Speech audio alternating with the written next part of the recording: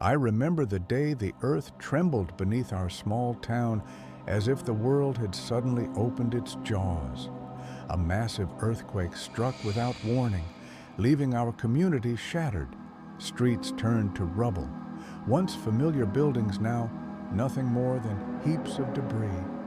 In the immediate aftermath, I wandered through the ruins, feeling like a ghost among the wreckage. The devastation was total, and silence reigned, punctuated only by the distant rumble of aftershocks. In that chaos, amidst acts of quiet heroism and desperate rescue, a darker murmur began to circulate. Whispers spread that someone, a prominent figure, respected by many, had somehow profited from our misfortune. I couldn't shake the unsettling notion that behind the heroic facade of community spirit lay hidden ambitions, a betrayal that would haunt us long after the dust had settled. Then, as night fell and the world around us struggled to rebuild, I noticed something impossible. Small, weathered envelopes appearing in unlikely places among the ruins. They were left on doorsteps, tucked under fallen beams, or even hidden within the debris of what once was our town hall. Each envelope, unmarked by any familiar handwriting, contained a cryptic message. One such letter read, "When the earth trembled, secrets awakened. Look beyond the ruins for the truth hidden in plain sight." At first, I dismissed these letters as the ramblings of grief-stricken minds. Yet, as more began to appear in the following days, their messages grew consistent, a haunting refrain echoing through the shattered remains of our town. The words carried a weight beyond despair, hinting at conspiracies and hidden betrayal. With every step I took through the desolation, I felt as though the ruined streets themselves were whispering dark secrets, urging me to discover the truth behind the catastrophe and the elusive benefactor who had exploited it. Haunted by these mysterious missives and the unshakable chill of suspicion, I resolved to follow the trail laid out by these cryptic messages. Though I knew nothing would restore what we had lost, I couldn't ignore the call to uncover the hidden betrayal lurking beneath the rubble of our shattered lives. In that moment, as the echoes of the disaster reverberated in my soul, I vowed to piece together the fragments of truth buried deep within the ruins. In the days that followed, the letters multiplied. I found one carefully placed in the remnants of a collapsed storefront and another taped to the scorched wall of the former community center. Their cryptic language unsettled me.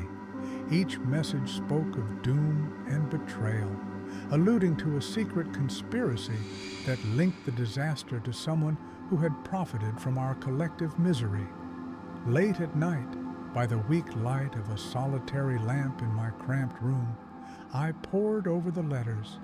Their words were deliberate, poetic almost, and carried an eerie rhythm. One message warned, "The ruins speak, but their voices are drowned by the lies of the powerful." Another read, "When the ground splits, the truth will seep through the cracks if you dare to listen." Each sentence deepened the mystery, suggesting that the earthquake was not merely a natural disaster, but a catalyst for long-hidden sins to come to light. I began to collect the envelopes, keeping them safe as evidence of something far more sinister than mere coincidence. At the local shelter, while other survivors huddled in silence and sorrow, I discreetly inquired about these letters. The responses were vague, half-whispered confessions and wary glances. Some mentioned a local magnate, a man with an untarnished public image who had swiftly rebuilt his fortunes after the disaster. Others hinted at secret meetings held in the dead of night, where decisions were made away from prying eyes, decisions that reaped profit from our ruin. As I pieced together these fragments, a disturbing picture began to form. The consistency in the letters, their tone, choice of words, even the type of paper, suggested they were not the work of a single grief-stricken soul, but a deliberate campaign to expose a hidden betrayal. Each cryptic message seemed designed to stir the embers of suspicion, urging me to look beyond the surface of our devastated town. With every new letter, my determination grew. I became obsessed with uncovering the truth behind the carefully veiled accusations. The eerie refrain of these messages haunted my waking hours and invaded my dreams, pushing me deeper into a labyrinth of secrets and silent conspiracies. Though fear gripped my heart, I could not turn away from the call to reveal the dark underbelly of our tragedy, a betrayal that might explain how our sorrow had been transformed into someone else's profit. Driven by the growing chorus of accusations, I set out to piece together the evidence hidden within our ruined town.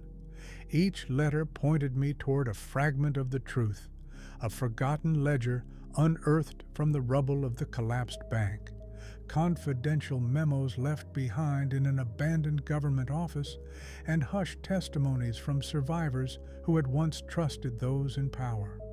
I began meeting with other survivors in the dim light of rundown diners and secluded corners of the town park. In one such encounter, an elderly man with trembling hands confessed that he had seen a well-dressed stranger moving among the ruins in the days after the quake.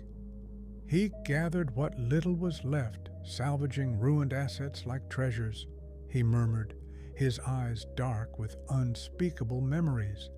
His words resonated with the grim messages in the letters, hinting at a central figure, a respected businessman whose involvement now cast a long, sinister shadow over our collective grief. Compelled by these revelations, I ventured to the outskirts of town, to the decaying remains of a grand estate, once owned by this very magnate. The mansion stood in forlorn majesty, its grand facade scarred by time and tragedy. Inside, amidst shattered portraits and dust-laden relics, I discovered a series of documents that detailed secret financial transactions, money funneled into private accounts in the wake of the disaster. Each document was a testament to profit extracted from our misery. As I read the brittle pages by the glow of my flashlight, a terrible realization took root. Our calamity had been manipulated. The evidence was damning. The carefully orchestrated disaster, or at least the exploitation of it, pointed to a conspiracy that extended far beyond a single act of greed. The magnate, revered in public, appeared to have orchestrated a scheme that transformed our loss into his gain. Every whispered testimony I gathered from survivors added another layer to the conspiracy. There were accounts of secret meetings in shadowed rooms, bribes exchanged in the dead of night, and promises made in hushed tones. The deeper I delved into this web of deceit, the more I felt the weight of unseen forces determined to silence the truth. I grew increasingly paranoid, sensing eyes in the dark and shadows that shifted with malevolent intent. Yet, the need to expose the betrayal became an obsession, a duty to honor the suffering of our town. With mounting evidence and a mind heavy with dread, I resolved to confront the final piece of the puzzle, the truth behind the midnight whispers of betrayal that had haunted every corner of our ruined town. The final letter, delivered without fanfare, instructed me to return to the town square at midnight, where the echoes of the disaster still lingered. Its cryptic words warned, "When shadows converge, the truth shall be unveiled. Seek the final echo in the heart of despair." That night, beneath a waning moon and a sky choked with clouds, I made my way to the desolate town square. The devastation was complete. The skeletal remains of buildings stood as solemn monuments to our loss, and the silence was broken only by the distant hum of crumbling debris. I moved cautiously, each step heavy with the burden of what I had uncovered. My pulse raced as I approached a collapsed monument at the center, a natural amphitheater formed by the ruins, where the very air seemed thick with sorrow. There, amidst the wreckage, I saw a lone figure, clad in a dark overcoat and a wide-brimmed hat that shadowed his face. He stood like a specter amid the desolation. He turned slowly, as if expecting me, and wordlessly handed me a final envelope. Time seemed to slow. The air grew oppressive, and I sensed unseen eyes watching from every darkened corner. With trembling fingers, I opened the envelope. The message within chilled me to the core. The echo of ruin is the cry of betrayal. You have seen the shattered truth, now bear its burden. Beware, for the past never dies. It lingers in every shadow. Those words melded with the somber heartbeat of the ruined town, echoing with the weight of untold treachery. In that moment, the full horror of our plight revealed itself. The prominent figure at the center of the conspiracy was not an isolated betrayer, but part of a vast, insidious network. His greed had twisted our tragedy into a lucrative opportunity, his hands stained with the blood of our suffering. The realization struck me like a physical blow. Our collective grief had been commodified, transformed into profit by those we once trusted.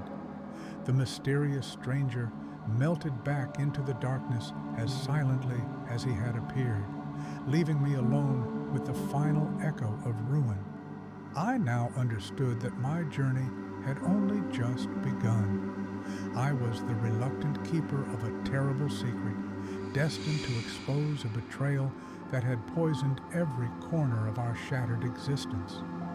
Clutching the final letter close, I stepped away from the square, determined to bring the hidden conspiracy to light, even if it meant sacrificing my own peace. The echoes of ruin and betrayal would follow me, a constant reminder that the past never dies, but lingers forever in the shadows.